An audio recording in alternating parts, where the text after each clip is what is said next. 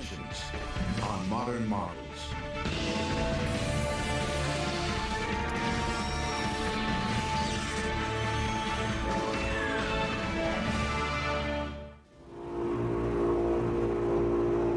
In today's world, technology and invention progress at an astonishing speed.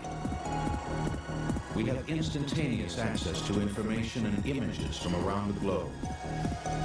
Advances in modern medicine are working to vanquish even the most elusive and deadly of diseases. We can travel great distances in a matter of hours and travel beyond Earth into space. All of this is possible because of humankind's desire and ability to invent. But many of our greatest modern inventions often had humble, ancient origins, key discoveries that led the way for great inventions to follow. But what makes a great invention? Great invention has a kind of elegance and a kind of projection. It doesn't solve one problem.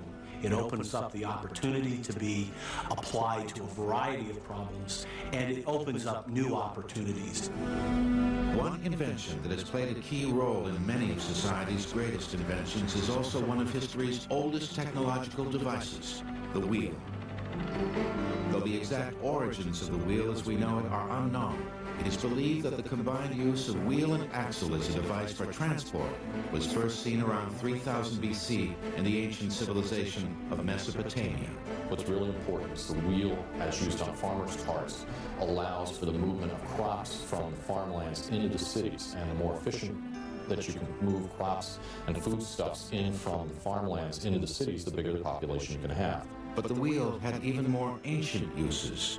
With the discovery of rotary motion as early as 8000 BC, enterprising inventors of times long past found the wheel to be an important and versatile tool. They began using forms of the wheel to aid in their everyday tasks. Flywheels and pulleys allowed for heavy stones and rock to be lifted, allowing cities to rise up quicker, higher, and more efficiently. Water wheels became a primary source for generating early forms of power. And rotating gears became the essential device in an endless variety of tools and machinery, helping to spark the Industrial Revolution. The wheel and rotary motion made the creation of another civilization-changing invention possible: the steam engine. The steam engine propelled the world into a new age of transportation. Popular legend has it that 18th century inventor James Watt discovered the power of steam when he observed the lifting lid of a kettle of boiling water. The truth is that man had been aware of the power of steam for countless centuries, long before Watt ever sat down for his first cup of tea. As early as 100 AD, ancient writings told of a rotating steam turbine wheel created by Hero of Alexandria. The device was described simply as a sphere of Aeolus, but Hero never realized the potential uses of his creation and dismissed it as nothing more than a simple toy to keep a drowsy emperor awake. It would be nearly 2,000 years before a practical steam engine would be invented. The steam engine was originally conceived to pump water out of very deep mines, and it soon became applied to lots of other things, especially for driving all sorts of mills.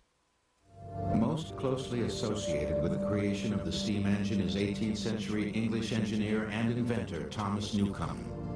Newcomen designed and built one of the first practical atmospheric steam engines around 1712. The steam engine consisted of a series of steam-driven piston rods linked by chains that rose and fell in order to lift water out of mines. For over 50 years, Newcomen's steam engine set the standard, but a Scottish instrument maker and engineer, James Watt, set out to improve on Newcomen's creation. Initially, the rotative motion wasn't used with atmospheric engines because they weren't very evenly running engines. James Watt, by applying steam to both sides of the piston in a cylinder, and with the use of properly designed valves, could impart a regular rocking motion to a beam, and by means of a crank, then rotate a wheel. This improved steam engine, aided by the wheel, provided a major advance in the way we traveled over water. By the late 1700s, the steamship was man's first major development in traveling great distances since the creation of the sail thousands of years before. The French were the steamship's earliest pioneers in the late 1700s, but it was an American, Robert Fulton, who first achieved commercial success when he gained worldwide attention for driving his steamship the Clermont between New York and Albany in 1807. With the success of steam travel on the waterways, inventors looked at the steam engine as a source of power for land transport. The steam engine led to another revolutionary invention that literally connected communities the world over, the railroad. The powerful steam locomotives created in the early 1800s represented an unprecedented leap over early forms of railroads. The first railroads would not have been steam-powered, they would have been animal-powered. Animals were used to pull strings to the cars on rails. But those early developments of steam power made it more efficient to pull heavier loads further distances. In the 1860s, America was literally tied together with the building of the Transcontinental Railroad from Nebraska to the golden yet isolated land of promise, California. The use of the steam engine helped steel-wheeled railroads become an increasingly powerful force in the growth and development of cities around the world. Railways soon became the world's dominant mode of freight, shipping, and transportation. One of the things that the railroad did was give people mobility that they'd never had before, allowed them to travel long distances. By the late 1800s, steam power ruled transport, but inventors began looking for alternative, more efficient means of transportation. The result was one of the most pervasive and important inventions in history, an invention that would soon dominate the transportation industry, the automobile. The early automobiles originally used the steam engine as their main source of power, but they were slow, cumbersome, and fairly uncomfortable for the passengers forced to sit close to the steamy hot boiler. The very first automobile is generally credited to 18th century French inventor Nicolas Joseph Cugnot. His vehicle was financed by the French government and was originally designed as a steam-propelled three-wheeled artillery wagon. With a top speed of 2 miles per hour, the vehicle ran out of control during a demonstration and crashed into a wall. But it is 1880s German inventor and automaker Carl Benz who is generally credited as the father of the automobile. Carl Benz and his contemporary Gottlieb Daimler are important because they're really the first people to not only come up with, in their case, gasoline-powered road vehicles, but they persisted at it and eventually developed vehicles that they sold for market. One man who perhaps more than any other would revolutionize the automobile industry with his gasoline-powered automobiles was Detroit automaker Henry Ford. Ironically, it was an early steam engine that inspired the automotive pioneer. The first self-powered vehicle that Henry Ford ever saw as a boy was one of these steam traction engines. For Ford, one of these light bulb moments, he saw this thing coming down the road as a young boy, and it affected him profoundly. By the early 1900s, numerous companies were beginning to make automobiles, but it was Henry Ford who succeeded in bringing the auto to the public. Ford's great contribution was to really see where the future of the market lay, which turned out to be in cheap cars for the masses. And he developed not only a cheap car, but a very good car, his Model T Ford, and developed the assembly line process for producing it cheaply.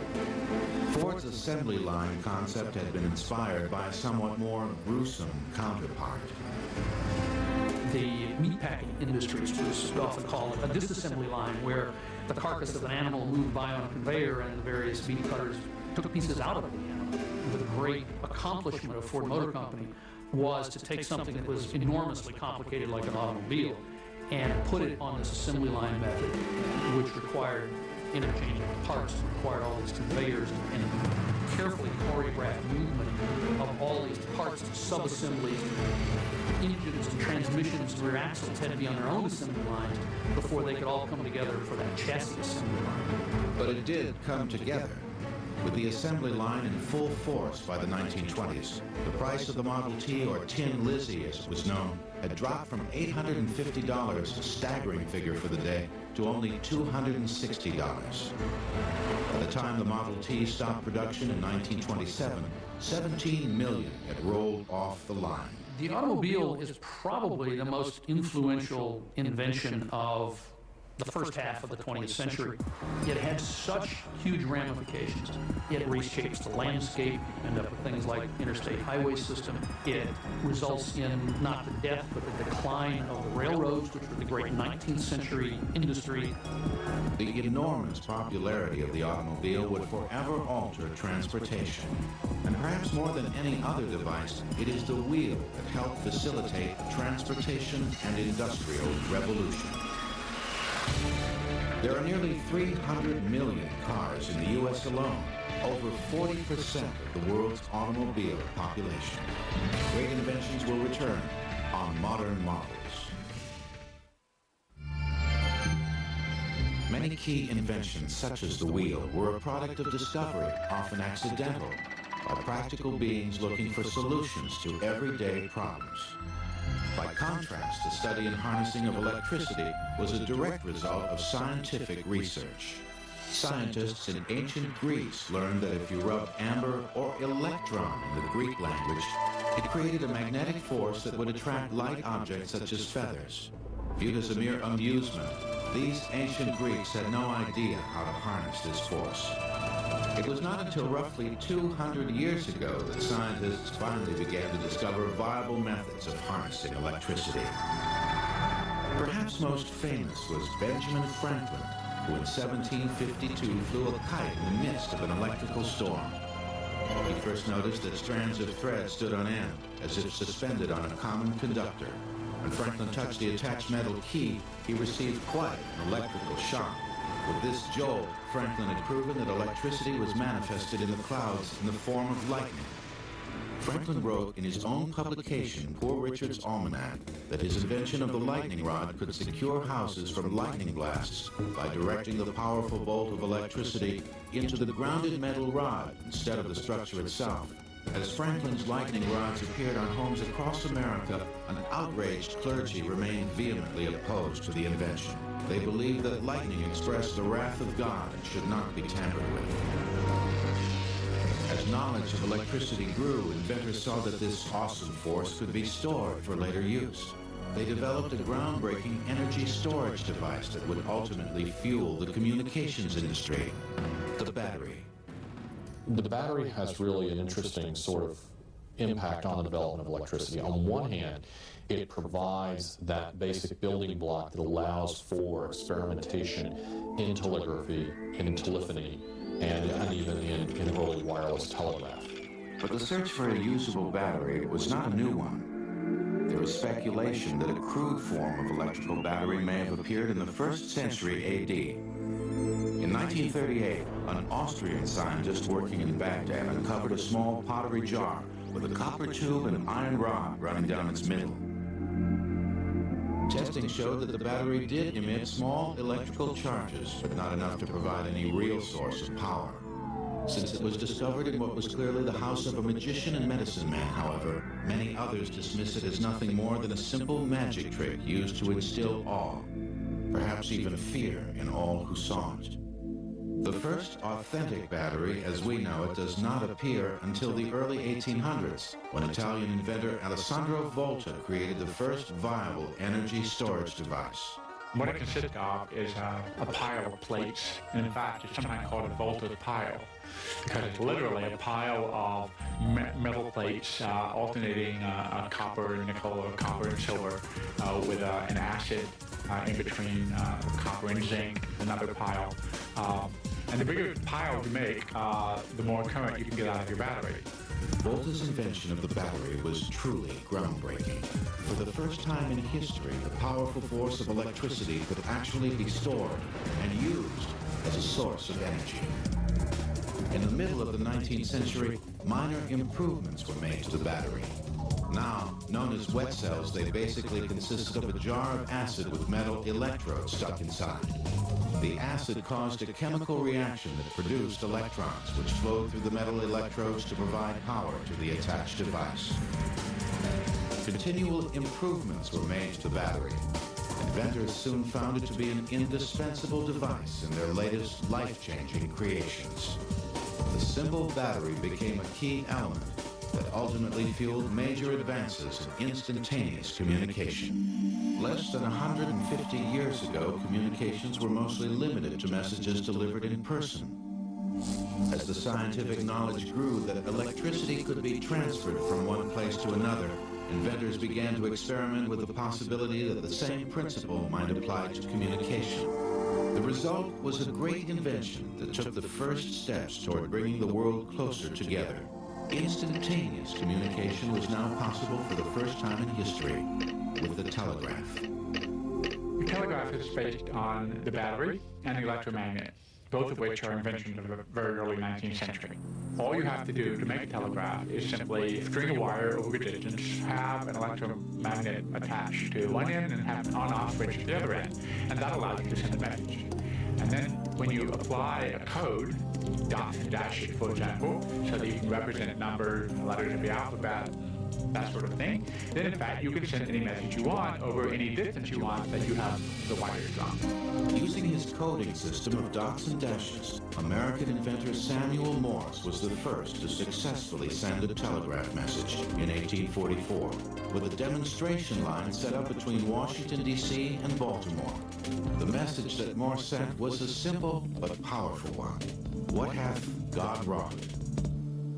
The growth of the electromagnetic telegraph was truly dramatic. In only 20 years after Morse had laid his first line between Washington and Baltimore in the mid-1840s, we had people putting in undersea Atlantic cable to transmit messages between the continents. The battery-powered telegraph gave rise to a whole host of electrical inventions. If the telegraph sent the message that a communications renaissance was on the horizon, then it was one of history's greatest and most influential inventions that actually put it into words, the telephone. Alexander Graham Bell called it, in fact, a speaking telegraph initially, because that's what it was. It was a telegraph line in which you had put a microphone and a speaker, in a sense, at each end, so that, in fact, it would send the spoken voice rather than dots and dashes. Alexander Graham Bell had discovered that electrical currents could exactly duplicate sound waves transmitting multiple sounds by vibrating in the air in a series of frequencies. Bell was a teacher for the deaf, and he had spent a great deal of time researching sound waves and the principles of acoustics. Working with his assistant, Thomas Watson, Bell realized that you could not only send several different sound tones over the wire, but that you could actually send one complex sound wave, namely, the human voice. He realizes it in March of 1876, and he sends the first human voice message over a telegraph wire when he says to Watson, "Come here, I want you." And he simply wanted to show Watson that the transmitter was actually working, and Watson heard it on the receiver, and they were very excited. Ironically, the telephone did not catch on right away. In fact, the leading telecommunications giant at the time, Western Union, refused Bell's offer to sell them the telephone patent for $100,000. Little by little, however, the public began to gravitate to the phone. By 1877, Western Union began to rethink their decision and offered to buy the telephone from Bell and his Bell Telephone Company. But Bell refused. He knew at that point that he had a good thing. Coming up, electricity lights the way for an entertainment and information renaissance. With the invention of the battery, scientists had learned how to harness small amounts of electrical energy. But stronger, more powerful currents of electricity would lead to more great inventions. The advances in electrical power now depended on the development of mechanical methods of generating electricity. Inventors were continually finding new ways to harness this powerful force of nature. One key invention literally ushered the world out of the Dark Ages, turning night into day and affecting virtually every aspect of our daily lives. That simple but life-changing device, the light bulb. The search for a usable light dates back to the 1830s as an alternative to the smoky, dangerous gas and oil lamps that had been used until that time. The principle for the electric light was simple. If you heat something such as logs on a fire, the particles will glow and emit light. The problem was figuring out how to control it. By the early 1870s, extremely bright lights that produced an electrical arc between two carbon poles were being used as street lamps, but there was no way to control the luminosity. While there were many inventors around the world working to create a viable light bulb, it was American inventor Thomas Edison who finally succeeded. Edison is actually a late entrant into the contest for creating a successful light bulb. Edison was already world-renowned for his initial inventions, contributions to the telegraph industry, and the invention of the phonograph. He was already known as the Wizard of Menlo Park. Edison had boasted that he would have his light bulb completed in only a few months. Edison, if nothing else, was full of confidence. It took him more like a year and 3 months, but he did indeed produce it. And again, carbon turned out to be the critical substance, and he found that if he had a thin piece of carbon, some trick in getting a thin piece of carbon, and again put the electric current now through the carbon instead of between the carbon poles, through the carbon. You heat that carbon up and it glows. And it glows bright, but not too bright. I firmly believe that the machine age will favorably affect the lives of the workers. It is impossible, however, to forecast what electricity and invention will make of the world 100 years hence. Thomas Edison was right. There was no way he could have predicted the impact that electricity or his own invention of the light bulb would have on history. The invention of the electric light bulb in 1879 profoundly changed society.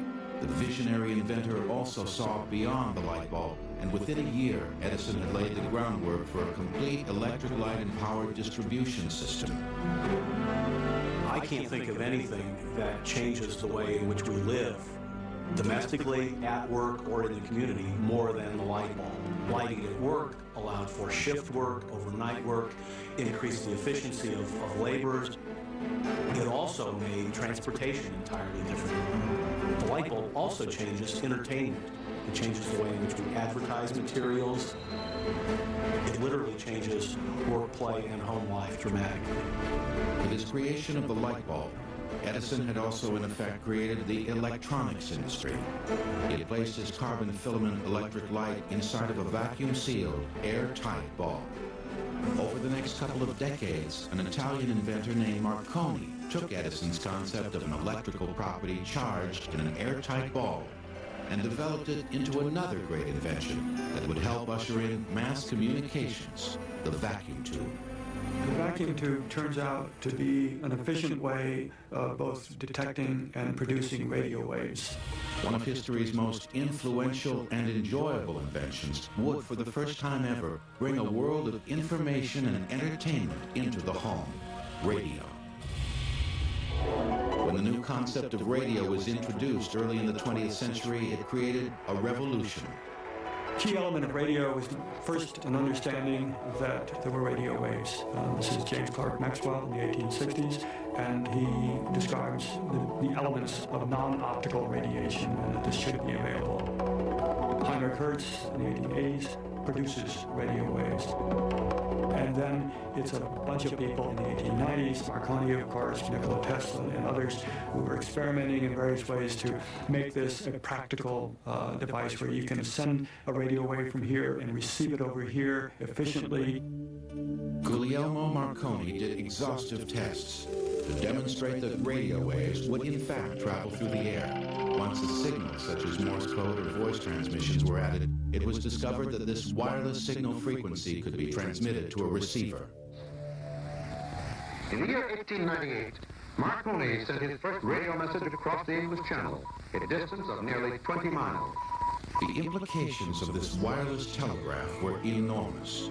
Ships in the middle of the ocean could now send distress signals at the first sign of trouble, a feat previously impossible with the wired telegraph. By the 1920s, the signals sent had progressed from a series of clicks to voice transmissions, causing radio to become a cultural phenomenon. Around she goes. is beaten in 1 round. With radio, sound could travel over great distances. But now, scientists began to wonder if they might be able to send visual images as well. The result? A miraculous invention that would bring a world of images into our homes, an invention that would literally allow us to view history in the making. Television. Television is one of those inventions that again, has had a profound impact. The addition of visuals to sound really changes the way we, not only the way we look at things, but the way we think about things. Television technology continues to advance at an astonishing rate. But television of today owes a debt of gratitude to scientists of long ago.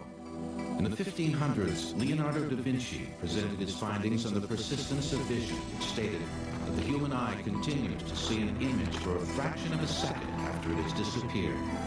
This concept is applied to our modern television system, which sends 30 complete pictures every second.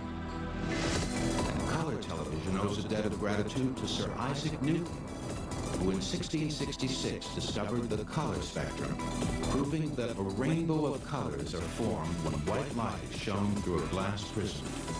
In the early 1860s, Giovanni Caselli created what many consider to be the first television broadcast. In an experiment with early imaging, the Italian-born priest wrapped tinfoil around rotating cylinders and sent shadowy transmissions of handwritten messages and line drawings over a telegraph wire. The modern television as we know it was not the product of a single mind, but numerous inventors from around the world who all had a hand in its creation.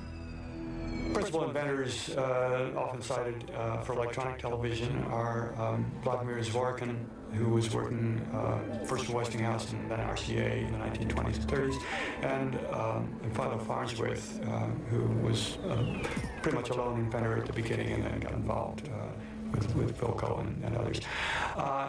The critical thing here is to take electricity and somehow to detect an image at one end and store this electrically in some form. In this case, it's within a vacuum tube.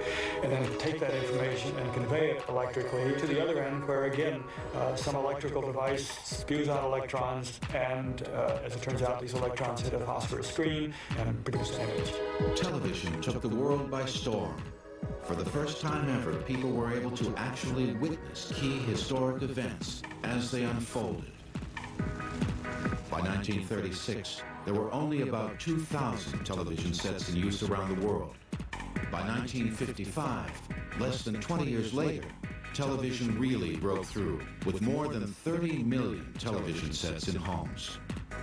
As a communication medium, of course, it's become profound. You get to see people land on the moon, which is amazing enough. But it's also had, I think, a fairly significant downside. The television is there, you turn it on, you watch it, almost regardless of what's on. And so I think, in fact, we're still working out the long-term implications of what television means to us.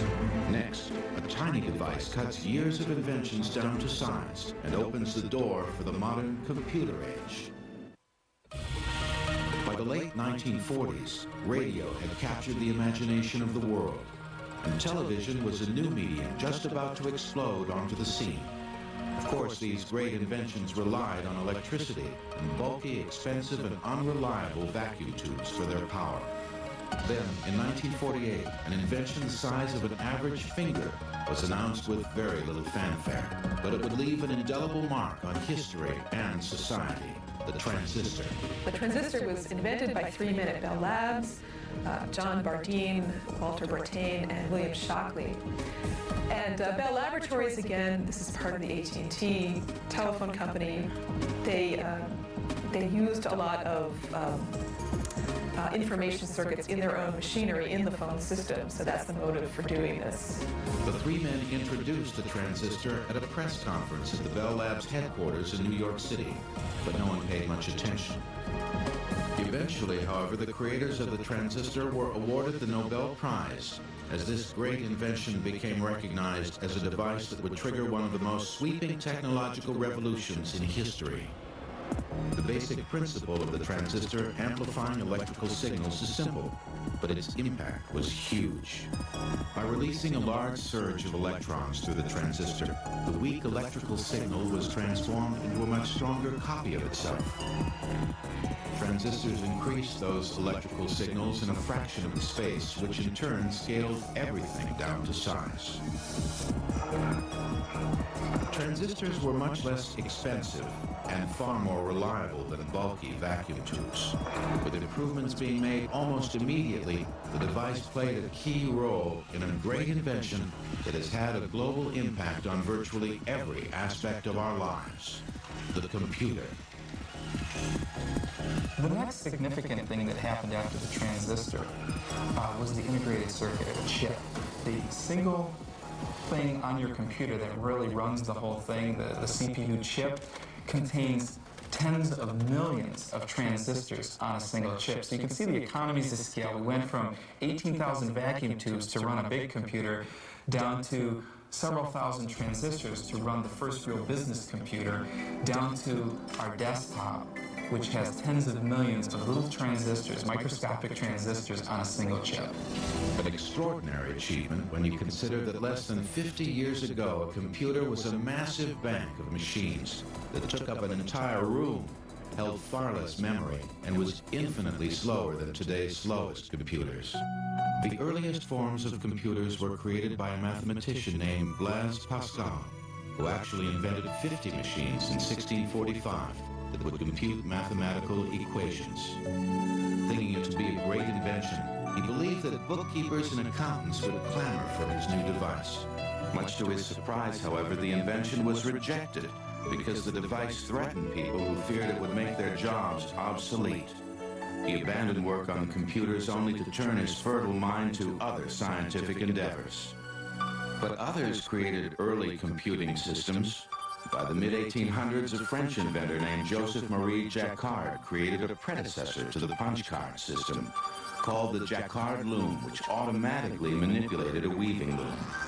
It is British mathematician Charles Babbage, however, who is known as the father of computing for his work in the 1830s and 40s on a mechanical device most closely resembling today's computers. Babbage is so significant during this time period is because he formulated what we now know today as the modern computer. There was an input, there was an output, there was a control unit, a processor, all these terms that today are incorporated into the modern computer. The next big advancement in computing came in 1890 by a young census worker named Herman Hollerith. He created a punch card computing machine to aid in the seemingly impossible census count. We take a census every 10 years, and it was taking more than 10 years, or they projected it would take more than 10 years to count the results. So clearly that's absurd. The 1880 census had taken 7.5 years, so it was already 7.5 years out of date when they finally got it. Hollerith's machine was a success and remained in use for several decades. The 1890 census was completed in only 2.5 years. In 1911, Hollerith's successful business machine company merged with another to form the Computing Tabulating Recording Company. In 1924, they changed the name to International Business Machines Corporation, better known as IBM. Computing made its next great leap in the 1940s. When you think of a modern computer, what you're really thinking of is an automatic digital computer. And the first automatic digital computer was the ENIAC, the Electronic Numerical Integrator and Computer. The ENIAC project was funded by the U.S. Army in 1943 as a method of calculating mathematical firing tables for weapons launched during World War II. Previously, with the men off in battle, the complex weapons took a corps of 100 female mathematicians more than a month to figure a single firing table. The ENIAC, I think, really put these massive machines into the public consciousness. People called it a giant brain, and there was this kind of first dawning outside the scientific community of what a computer could really be. Aided by the creation of the simple transistor, what the computer turned out to be was an indispensable device that has forever changed the way we live and work. Everybody's using them, and I think that's a very significant thing that's happening in our culture today. In fact, in schools, we've got children teaching adults. I can't think of another time in history where something like that has been true. Whether editing a simple business letter or influencing the vast global economy, there is perhaps no other invention that has impacted the world as deeply as the computer. Next, 17th century astronomer Galileo is astounded by a device that even to this day continues to save millions of lives. During an average workday, the human eye must refocus over 20,000 times to read the letters on a computer screen. Modern marvels will return in a moment. Perhaps the greatest advances in modern medicine can be attributed not to surgical techniques or the discovery of new drugs, but another great invention, the microscope. It was not until the invention of the microscope that scientists were able to detect and defeat deadly bacteria. While the practice of healthcare in one form or another is as old as civilization itself, early scientists were truly working in the dark until they began applying the principles of optics and lenses to their research. In 1609, an optician's apprentice discovered that if spectacle lenses were placed in certain positions, objects seen through them appeared to be much closer. Famed inventor and scientist Galileo vastly improved the invention prompted by this discovery, the telescope. By creating a device that could magnify objects 30 times their normal size, Galileo used the telescope to make numerous important discoveries about our solar system. He soon gazed inward instead of outward with another recently invented optical device that he said made flies look as big as a lamb. That device was the microscope. As man's understanding of optics continued to progress, microscopes became increasingly powerful. Aided by the microscope, scientists would uncover life-saving discoveries that would impact healthcare more deeply than at any time in history. They would wage a war with disease, armed with a powerful new weapon, vaccines. It is only because of the microscope that scientists were ultimately able to save millions of lives with the creation of vaccines. I mean, a big step forward as far as other vaccines was the microscope and the ability to identify bacteria that were causing diseases, for example, diphtheria. People were able to see specific organisms, and then they were able to take them and put them into animals and reproduce diseases and show the same organisms. So the microscope played a major role in the subsequent development of many vaccines. The earliest recorded attempts to vaccinate against disease dates back to India in 700 AD. Buddhist monks routinely ingested snake venom in the belief that if they were bitten, their bodies would have to build up immunity to the poison. No one knows for certain if that radical attempt at early vaccination was effective, but they did have the right idea. But it was not until the end of the 19th century, with the help of the microscope, that the link between germs, bacteria, and disease was discovered. Scientists began to create appropriate vaccines. Vaccines are designed to introduce a bit of the disease into the body without actually passing on the disease itself.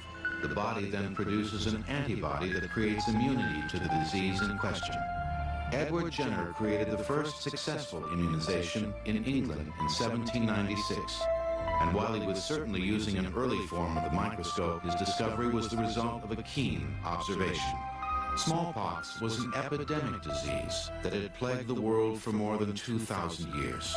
With a mortality rate of over 40%, scientists were frantically searching for a vaccine to eradicate the deadly disease. Jenner had observed that if milkmaids on farms got an infection from an illness in cows called cowpox, they somehow seemed to be immune to smallpox. What Jenner did was take the material from the lesion of a milkmaid and inoculated that into the arm of a boy, James Phipps, and that this boy was subsequently exposed on purpose to smallpox, and he was protected. In time, the once deadly disease smallpox was eradicated completely. And then, in the late 1800s, French scientist Louis Pasteur made more great strides in vaccine research. Pasteur is known to history, I think, primarily because of the nature of the development of his rabies vaccine. And that used the attenuated matter to produce a way of treating rabies, which up until that time no one had been able to treat. The next big advancement in medicine was antibiotics. In the early part of the 20th century, one of the most important antibiotics in history came close to being shelved forever. In 1928, penicillin was discovered by Alexander Fleming, who noticed with the help of microscopes that mold growing on a jelly sample in his lab completely destroyed bacteria that he had been cultivating. Ironically, Fleming lost interest in the penicillin discovery, and it was 10 years before another group of scientists uncovered his notes and, realizing its potential, created a form of pure penicillin. With penicillin, great strides were being made in the war on bacteria, but scientists now needed a way to battle viruses. Viruses, unlike bacteria, are a substance much too small to be seen by even the strongest conventional microscopes. Scientists once again harnessed the power of electricity and created the electron microscope, a device that finally allowed the magnification of viruses.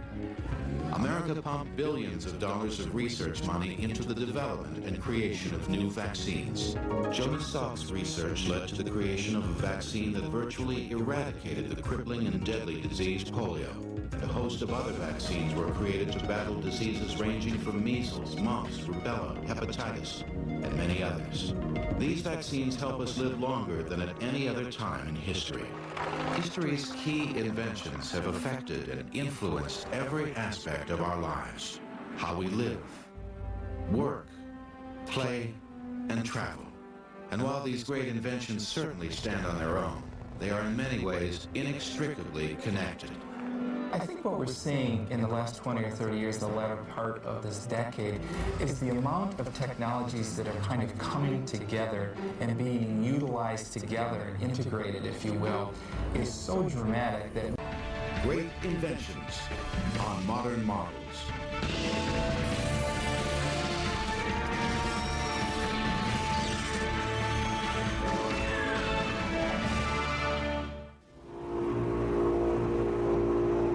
In today's world, technology and invention progress at an astonishing speed. We have instantaneous access to information and images from around the globe. Advances in modern medicine are working to vanquish even the most elusive and deadly of diseases. We can travel great distances in a matter of hours and travel beyond Earth into space.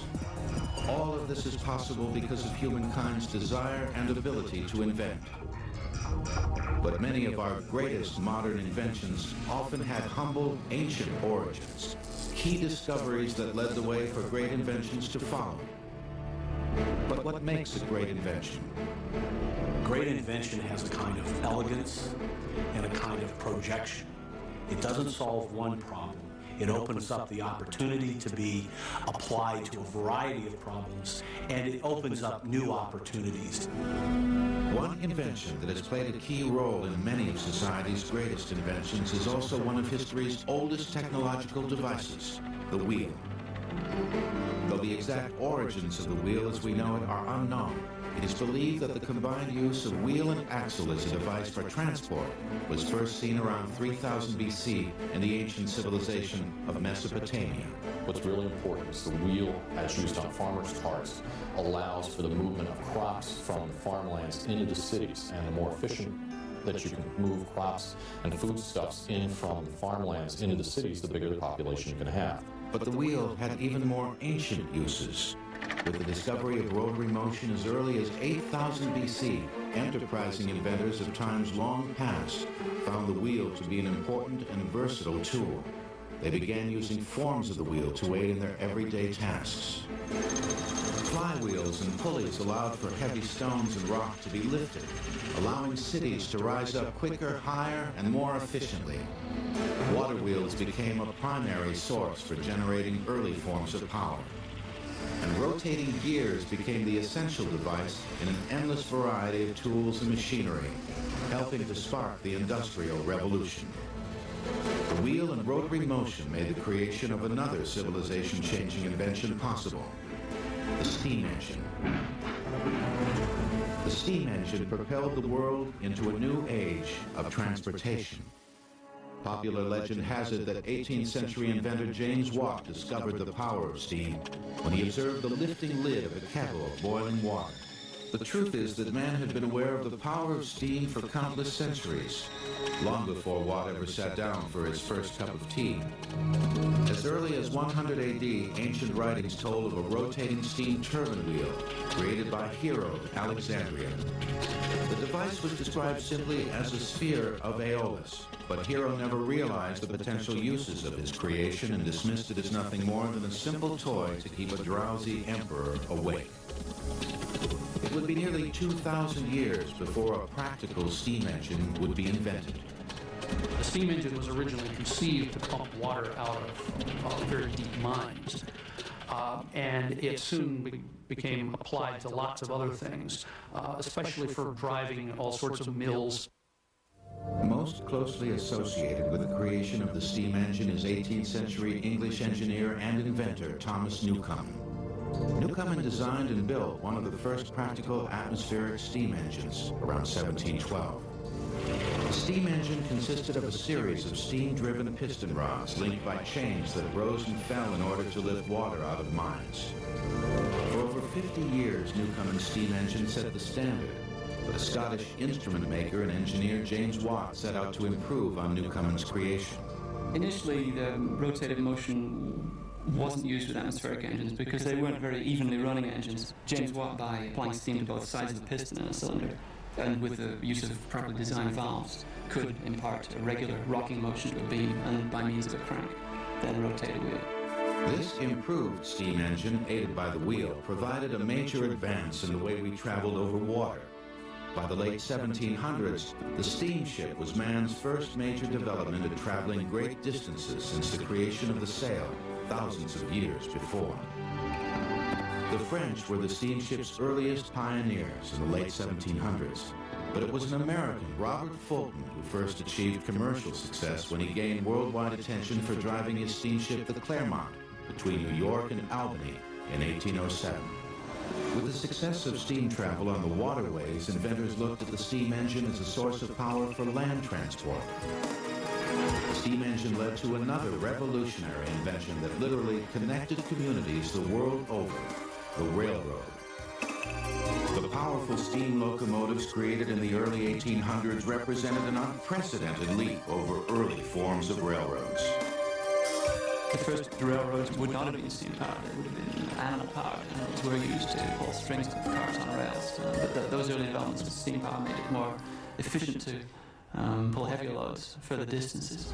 In the 1860s, America was literally tied together with the building of the Transcontinental Railroad from Nebraska to the golden, yet isolated land of promise, California. The use of the steam engine helped steel-wheeled railroads become an increasingly powerful force in the growth and development of cities around the world. Railways soon became the world's dominant mode of freight, shipping, and transportation. One of the things that the railroad did was give people mobility that they never had before, allowed them to travel long distances. By the late 1800s, steam power ruled transport, but inventors began looking for alternative, more efficient means of transportation. The result was one of the most pervasive and important inventions in history, an invention that would soon dominate the transportation industry, the automobile. The early automobiles originally used the steam engine as their main source of power, but they were slow, cumbersome, and fairly uncomfortable for the passengers forced to sit close to the steamy hot boiler. The very first automobile is generally credited to 18th century French inventor Nicolas Joseph Cugnot. His vehicle was financed by the French government and was originally designed as a steam-propelled three-wheeled artillery wagon. With a top speed of 2 miles per hour, the vehicle ran out of control during a demonstration and crashed into a wall. But it is 1880s German inventor and automaker Carl Benz who is generally credited as the father of the automobile.